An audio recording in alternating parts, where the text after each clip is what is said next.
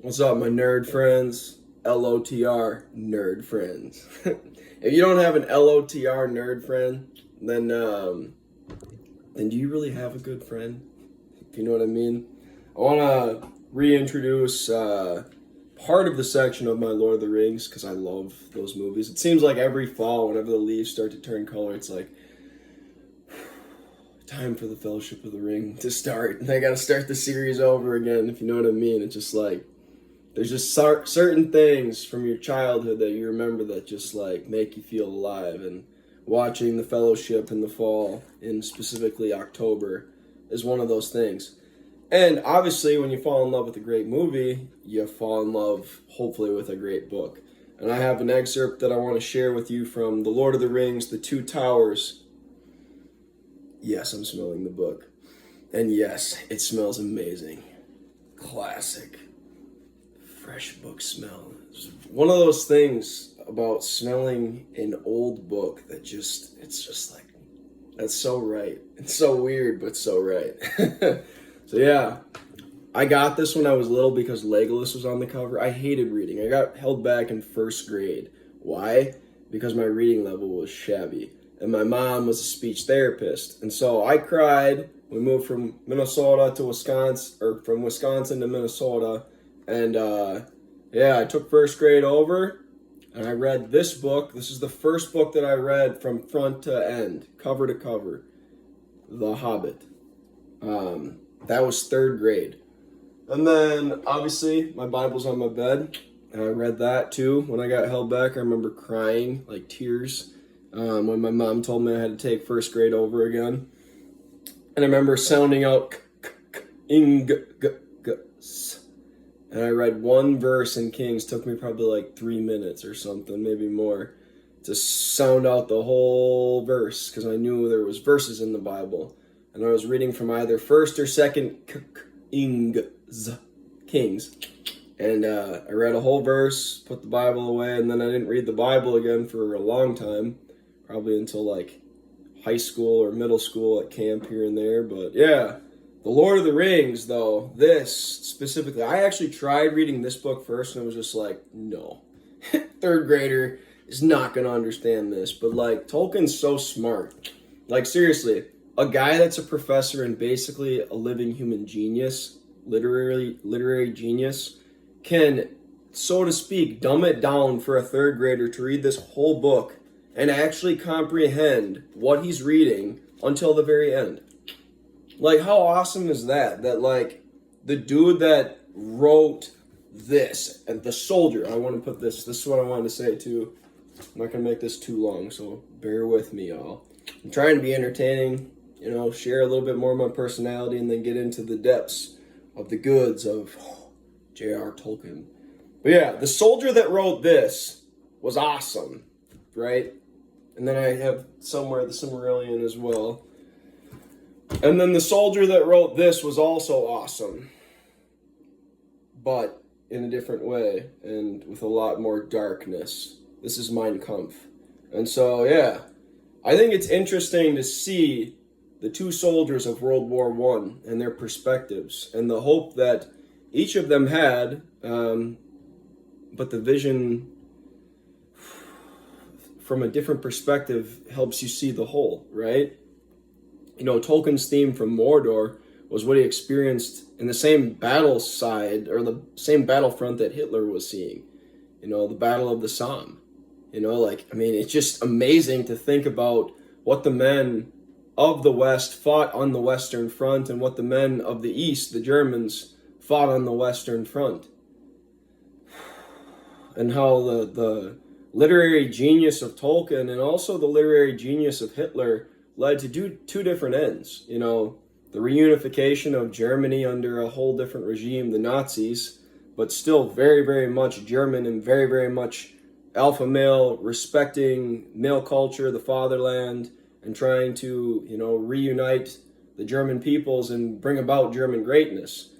And Tolkien, on the other hand, the noble Englishman. That's how I see Tolkien, as the noble Englishman who just love to defend what is good. If you read this excerpt that we'll read, hopefully now, segues in pretty good.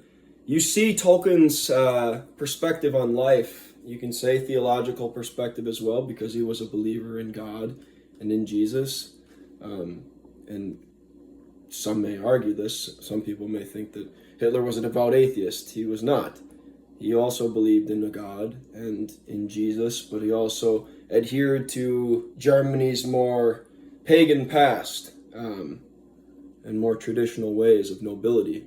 And there were two, if you want to call it this, I would say Hitler was less of a noble man than Tolkien in some senses. But they were two noble men from their cultures. Whether you agree with it or not, the statement has been made. And nobility is, in the eyes of the beholder. Obviously, Hitler was a liar and a hated man by many, and he hated many of the Jews. And I'm trying to understand that as I'm reading through that story. But I read all of these way before I ever started reading this. Like, I only just started reading that recently. But yeah, the part of the Two Towers that I want to read to you, the section, comes from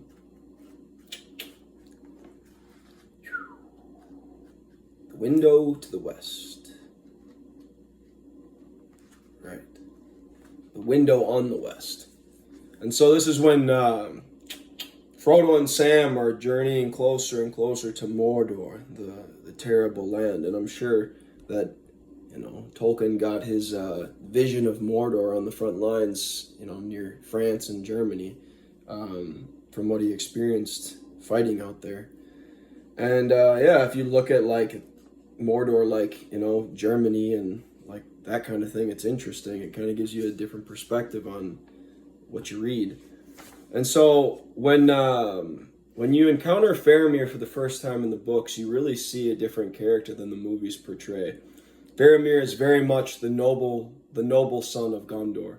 Boromir was the brave warrior and had much of the respect of his dad and the captains about him, but Faramir had a wiser perspective of his homeland and the things he was defending.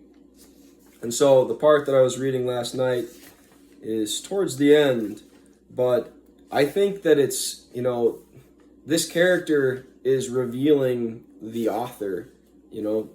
Tolkien is vicariously revealing parts of himself through what he's writing, and I think it's very, very wonderful. Just hear me read, I guess. This is the fun part, in my opinion. Yet even so, it was Gondor that brought about its own decay, falling by degrees into dotage, and thinking that the enemy was asleep, who was only banished, not destroyed.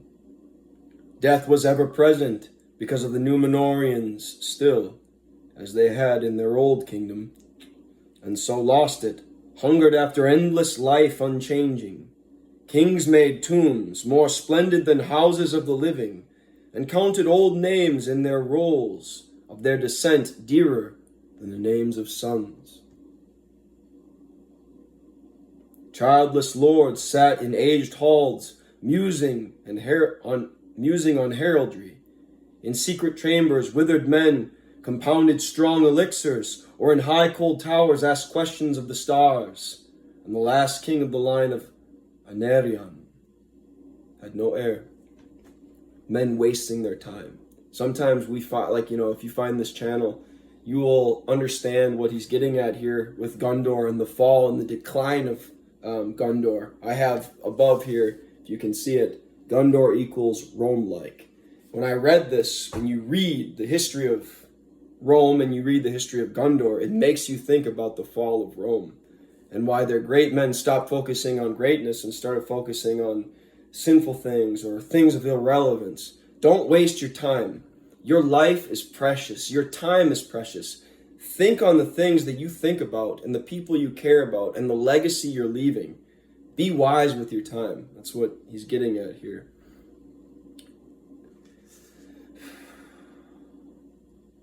When we became middlemen, men of the twilight, but with memory of other things, for as the Rohirrim do, we now love war and valor as things good in themselves, both a sport and an end. And though we still hold that a warrior should have more skills and knowledge than only the craft of weapons and slaying, we esteem a warrior, nonetheless, above men of other crafts. Such is the need of our days. So even was my brother, Boromir, a man of prowess, and for that he was accounted the best man in Gondor, and very valiant indeed he was.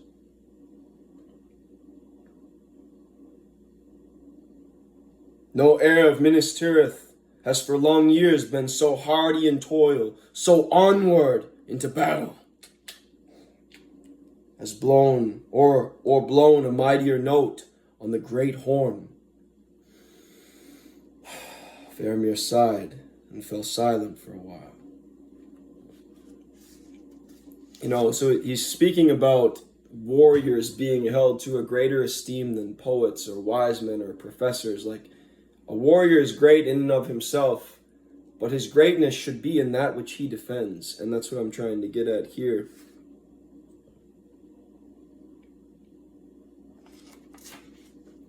And what Faramir says to the hobbits, so that they know his character, his quality, as the chapter ends. The very highest.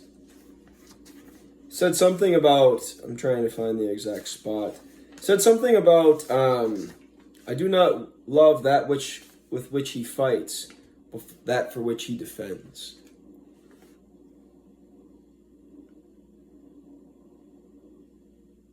Right here. I think it's this one.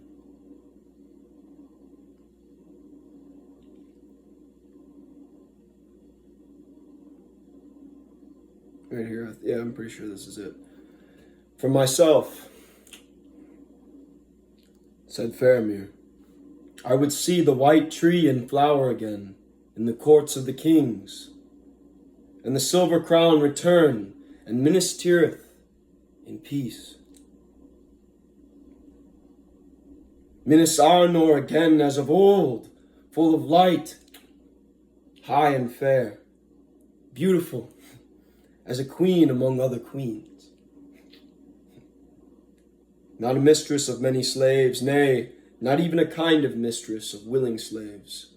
War must be, while we defend our lives against a destroyer who would devour all. But I do not love the bright sword for its sharpness, nor the arrow for its swiftness, nor the warrior for his glory. I love only that which they defend. Chills, dude, shivers, man. I love only that which they defend. Their homeland, their people, their way of life, the peace of the city of Gondor. The city of the men of Numenor. And I would have her loved for her memory, her ancientry, her beauty, and her present wisdom. Not feared, save as men may fear the dignity of a man old and wise. This grave young man, whose words seemed so wise and fair, all that was in his mind, but something held him back.